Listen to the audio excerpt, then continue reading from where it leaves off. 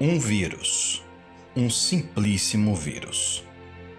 Você já viu um vírus? Nem com microscópio óptico é possível. O único jeito de vê-los é com os chamados microscópios eletrônicos, muito específicos. Divida 1 milímetro por 1000 e o vírus ainda é menor. Aliás, o bicho não pode nem ser chamado de bicho, porque há uma discussão infinita se os chamados vírus são seres vivos ou não. Pasme, a razão é que os vírus são acelulares, não são capazes de se reproduzir e precisam de uma célula viva para se reproduzir. E aí é que está a sua maligna letalidade em tantos casos. É um invasor de corpos. Mata de dentro para fora e é capaz de destruir milhares.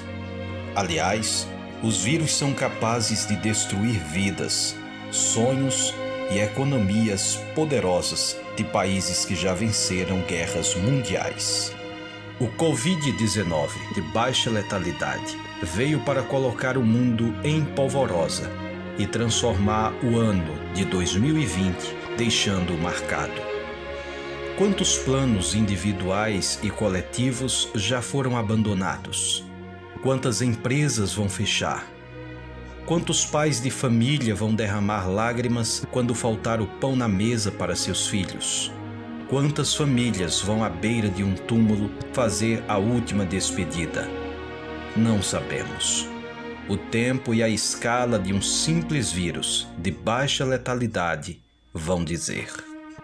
Será que vamos conseguir dominar mais este bicho, como fizemos com ebola, sarampo, dengue, febre amarela, varíola e outros que ainda afetam a humanidade, mas estão sob controle? Tudo indica que sim. Com as devidas medidas, os chineses, onde tudo começou, parecem estar controlando a situação. Até agora, quando escrevo, os casos reportados foram 182.442, 7.158 mortes e 79.211 casos que sobreviveram. O saldo é positivo, mas a dor não é mensurável e o prejuízo inatingível. De onde vem o vírus? Da China, para não perder a piada. Mas não é esse o ponto da pergunta. Por que eles existem?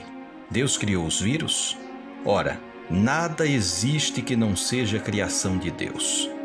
Porém, não podemos esquecer que a Escritura relata que na queda a terra foi amaldiçoada pelo próprio Senhor e a criação entrou em desequilíbrio, verdadeiro colapso na ordem e na harmonia da criação. As exatas palavras registradas são: maldita é a terra por sua causa. Gênesis 3,17.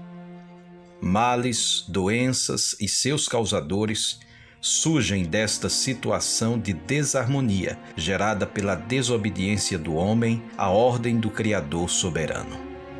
Todo tipo de morte, seja do corpo ou do espírito humano, é fruto deste ato que abriu as portas para que o homem fosse conhecedor, na mente e na experiência, do que é o mal. Bem disse o Senhor: mas da árvore do conhecimento do bem e do mal você não deve comer, porque no dia em que dela comer, você certamente morrerá. Gênesis 2,17.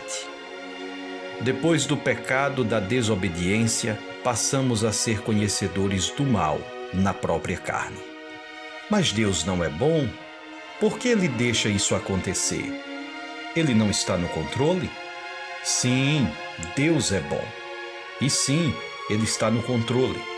Mas a humanidade continua longe dele e a criação debaixo daquela maldição.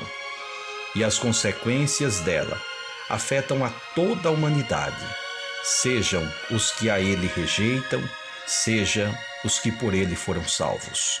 A salvação nunca foi um salvo-conduto para que as consequências comuns do pecado não nos afetassem. Todos sofrem, ficam doentes e recebem as consequências do desequilíbrio e da morte. Nenhuma destas coisas elimina a bondade de Deus ou seu controle absoluto. Muito pelo contrário. Até mesmo no mal que acontece, o Senhor tem os seus planos e sua direção continua absoluta. Veja tudo o que aconteceu com José e como ele mesmo interpreta os atos maldosos de seus próprios irmãos. Aquilo que vocês intentaram para o mal, Deus intentou para o bem. Gênesis 50, verso 20. É certo que não entendemos, mas Ele sabe e entende todas as coisas na história que escreveu. Então, qual a vantagem de ser salvo? A Escritura ensina que nossa esperança não é deste mundo. Enquanto aqui vivemos, cumprimos um papel estabelecido pelo soberano Senhor até que chegue o dia da nossa própria morte e final ressurreição, ou que o Filho de Deus, Jesus Cristo, volte em esplendor e glória e nos leve com Ele nas alturas.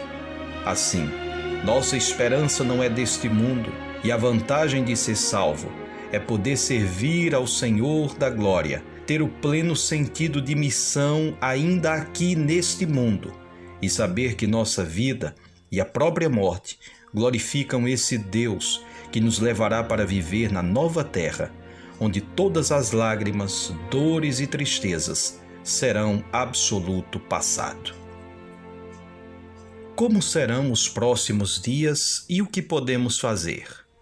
Não sou profeta ou futurólogo, porém, observando o que aconteceu em outros lugares e supondo que o que aconteceu lá pode repetir-se aqui, as perspectivas não são as mais animadoras. Porém, sendo o cristão servo e o Senhor soberano, não perdemos a esperança e nem a oportunidade de fazer o bem. Além das coisas corriqueiras essenciais já exaustivamente publicadas, como o simples lavar as mãos, evitar aglomerações, manter a distância social, quais podem ser nossas atitudes? Seja generoso. Em tempos de crise e medo, nossa tendência é deixar o pecado aparecer mais fácil na nossa avareza. Seja previdente, precavido e generoso. Ame o próximo, estendendo-lhe a mão, mesmo sem tocá-lo. Aproveite as oportunidades. Pregue o Evangelho, a tempo e fora de tempo. Essa é uma grande oportunidade que temos diante de nós para testemunhar da fé. Não tenham medo das ameaças, nem fiquem angustiados. Pelo contrário, santifiquem a Cristo como Senhor no seu coração, estando sempre preparados para responder a todo aquele que pedir razão da esperança que vocês têm. 1 de Pedro 3, 14 e 15. E por último, recolha-se à comunhão. Aproveite a oportunidade e tenha intensa comunhão com o Senhor na oração e na palavra.